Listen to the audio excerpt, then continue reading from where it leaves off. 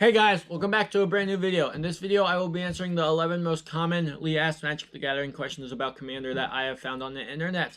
If you guys have any more questions about Magic the Gathering or Commander, don't forget to drop a comment and like the video so more people can find this video. So yeah, without further ado, my name is Zach and I will like to hop into the video. First question is, what is Commander? Commander is one of the only formats in Magic the Gathering that is multiplayer, and it's also a singleton format. Multiplayer, we'll get into that later because there are separate rules for that. But most importantly is that you will typically want to find a group of 2 to 3 other people, which is why Commander is more popular, because you can play with more friends rather than just one other person, like Standard or something like that.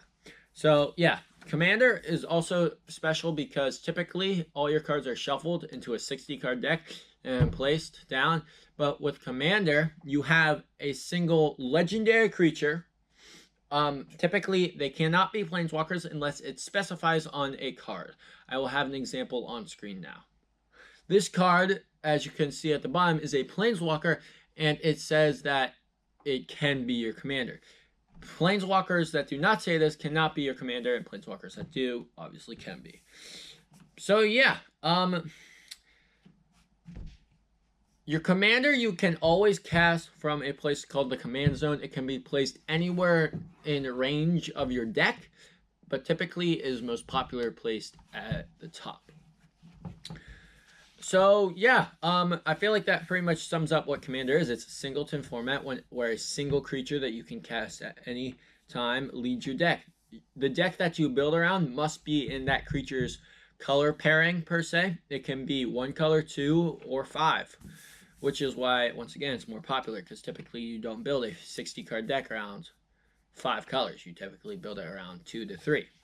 So yeah, how many cards are in the Commander deck? I alluded to this earlier. It's 100, but not counting your Commander. And sometimes you can have partners. So like the two I'm going to put up now, they both say they have partner on them, which means they can partner with each other. And some specific cards say they partner with so-and-so. So like Will Kenrith partners with Rowan Kenrith, another card combination I have up on screen now. So yeah, these are just examples of cards that you can have in your command zone. All right. So yeah. And there is also another mechanic called like Friends Forever, I believe, and that can also be put in. I will probably put an example of that, but if I don't, sorry. So yeah, number 3, can I have more than 1 copy of a card in my deck? As I said before, this question, typically it's a singleton format Commander, so typically you can only have about 1 card, except for basic lands. All right, there is one exception. There is a card that I'm going to put up on screen. It's called the Nazgul from the recent set that was released in June called, July, my mistake, Lord of the Rings. Okay, Tales of Middle-earth. This card can be found, it's an uncommon, and it says you can have 9 cards named the Nazgul in your deck. So I'm assuming, I don't know about other formats, but this is definitely for Commander, that you can only have 9 cards named Nazgul in your deck. But this is special because typically you can only have 1 card. It's a singleton format. There are also cards that say you can have as many as you want. I will put another example of that on screen now. So yeah, these are both examples. One is like limited, but one is unlimited. So yeah. Number 4, Commander tax. This is one of the downsides to playing your Commander from the command zone. Playing your Commander from the command zone, for the first time, it costs its normal mana account. So I'm going to put one up on screen right now. Okay, this is Coma Cosmic Serpent.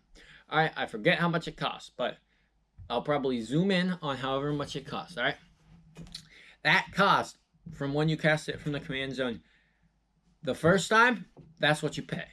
And then after it gets removed, your commander gets removed by removal or by damage or by exiling, anyway. If it would put into your graveyard, library, or exile, then you have, or your hand, you may have the choice to put it back in your command zone. If you do, it gets commander tax, which means next time you play it, you have to pay an additional 2 generic mana or colorless mana, okay? So yeah, you would have to pay. You would have to replay that, paying all of its mana cost and any other abilities that you would have to play, plus the additional 2. Just want to make that clear. That's what Commander Tax is. How does the Mulligan rule work in Commander? Now, typically, this completely depends on who you're playing with, but most people that I have played with will just say go until you get the hand that you want. But like sometimes people will say, if you do that, then discard Soul Ring, because it's a really powerful 1-drop in Commander, which I will also get into probably in another video.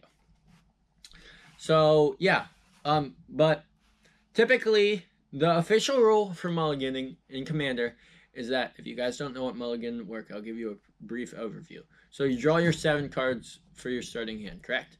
Typically in Standard and Sealed and everything, I don't know if it's in Sealed, honestly, I don't play that, or Legacy or anything, or Modern, I don't know. Typically it's if you don't like the hand, then you put it, then you shuffle it completely into your deck, and then you draw 6 cards instead of 7. For Commander, you get a free mulligan. That's the official rule, okay? But then we have an unofficial rule presented by some Commander guy. It was the head of Commander, the guy, Sheldon McCurry. He sadly passed, but he was the person who originally created Commander. But anyway, so he has an unofficial rule that says if you don't like your hand, put it off to the side, don't shuffle it into your deck, and draw 7 new cards. And you can continue doing that until you have 3 or more lands. But you have to do it until you have 3. But then you have to be trustworthy with people, because people can like being like, oh, I know I'm going to hit 3 lands off the top. Then they can just like put in less lands or more lands depending on what how their deck is. So yeah, that's how the mulliganing work, the unofficial and official rules for mulliganing. What is the color identity of the card? Is number 6, our 6th question. Now, typically, the color identity is the mana you pay to play the card. So I'm going to take Coma Cosmic Serpent. I think it's 4, a green and a blue. I could be wrong on that, but I know it's a green and a blue. That green and a blue is its mana, is its color identity. Okay, so a color identity, that's what it is. All right.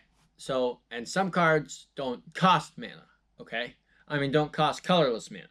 So, like, they're colorless. But you can still play them in your deck, like Soul Ring. It's colorless. But then cards like Raga Draga, I believe. I don't know. It's not Raga Draga. It's some goblin. I'll throw it up on screen now, alright? I think he costs 0 mana. No, he doesn't. My mistake. Ignore that, alright? But some cards don't cost mana, but instead their border, like the card itself is like whatever color it is, all right? So like it might be red or green or blue or whatever, all right? Or white, all right? So that's how you tell the color identity of a card. And going back to your Commander deck, all the cards that are in your Commander deck must be within your color identity of your Commander. So yeah. Next question is, how does the Commander damage rule work in Commander? So it's complicated, but I'll give the short answer, okay? So if your Commander was Coma Cosmic Serpent, which is a 5/5, I believe. It might be more. Don't quote me on that, all right?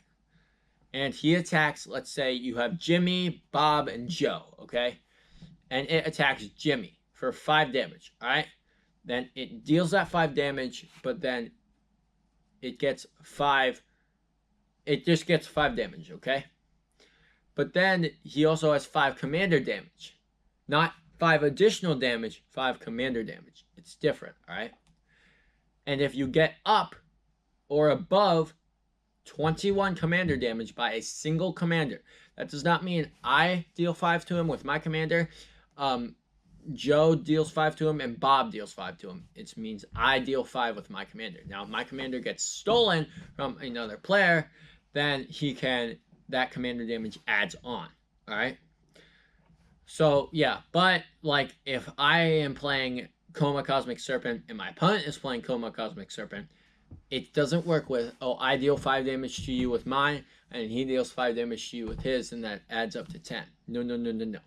It's just 5 damage from the single card itself, right? That's how commander damage works. If you get to 21, it doesn't matter how high your life total is. It could be 50,021, all right? I don't know, random number, all right? If my commander deals 21 or more damage to you, you die. No exceptions, all right? So yeah, that's how the commander damage rule works. All right. That was number 7. Moving on to number 8. How do multiplayer rules work in Commander? This turn order is typically determined randomly. So like, for example, let's say I was playing with Jimmy, Joe, and Bob, okay? We would all pick a number 1 through 6, and I'd roll a 6-sided dice, and whoever's number it landed on went first. Although there are some other ways to determine who goes first, you could take a spinner and just spin it, and whoever it gets closest to wins. I know that there's a way to count life totals called Lifelinker. It was made by the Command Zone, the Commander channel, and those guys, they added their own life counter to the game as available for Android Play Store and Apple Store. I don't know what they're called. All right, but it's available for Android and Apple, and maybe more by now. I'm not sure, but it's super simple. You just put it down. It tracks your life total. Your starting life total, by the way, in this game is 40, and immediately after you place it down, it will just spin around, and if it hits you, like, I'll throw a video of it, all right? That's the best way to explain it. And it spins around, spins around, spins around. Whoever it lands on goes first. Simple as that, all right? And more multiplayer rules are, so like, I guess we'll put it this way, all right? So in Commander, you have to deal with politics, because let's say you had 3 life, okay? And Joe over here had 2 life. Bob over here was dead, we'll say that, and Jimmy had a pretty good life total, and he had a 3/3 that he was going to swing at you for, but he could also kill Joe, okay? You would try to defend yourself from that. You could be like, wait, he's been the threat all game or something. He's more likely to pull something out of his deck or top deck something than I am. In that case, Jimmy might be more inclined to swing at Joe than you. Or you could be like, he's at more life. Like, there's 1,000 ways, all right? But politicking is really useful for, like, attacking and spells, like, make deals, all right? But, like, if you are that friend, or if you know that friend who keeps backstabbing everyone, like, oh yeah, I'll make that deal, and like kills them. No, all right? The terms have to be clear, but of course, if they're not, then do whatever you want. Like, it could just be simple as, I will deal with Jimmy if Joe, you don't attack me. And then you could board wipe, and then that clears out both problems. And you dealt with Jimmy. Does that make sense? If it does, give this video a thumbs up and subscribe. If it doesn't, give this video a like. So yeah, and then targeting, like some spells say target creature, blah blah blah, or target player mills 3 cards and discards a card or something like that. All right. Typically in 1v1, there's only one choice, but in Commander, you have multiple choices, okay? So, like, if you have a Commander deck, or if you are looking to build a Commander deck, I will upload a video on that soon, all right? Put it down in the comments if you want a video like that, all right? So, if you have a Commander deck that has a bunch of cards that are single target removal, all right? That means it just says destroy target creature, like go for the throat, okay? Or Path to Exile. Exile target creature, its controller may search its library for a basic land. Alright? That's what Path of Exile is. Alright? If you have those, I would change it to something different. Like, there's this card. It's like 6 is something or enough. Alright? But there's cards that, like that. I'll put it up on screen. You guys can yell at me in the comments if I got it wrong. I probably did. I think it's called Hex. All right, Hex. when that card is played, it says destroy 6 target creatures, which is more better than just destroying 1.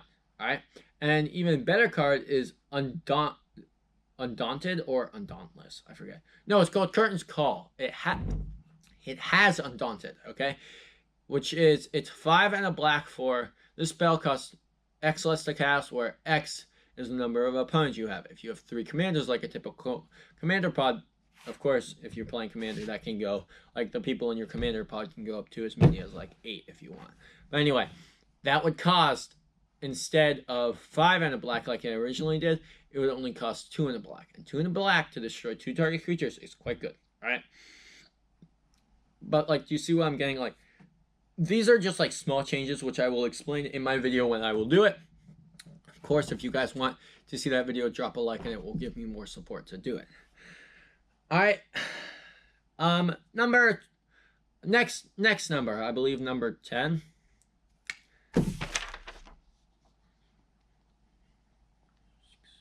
7, 8. My mistake. 9, and then 10. My mistake, guys. I was off by 1.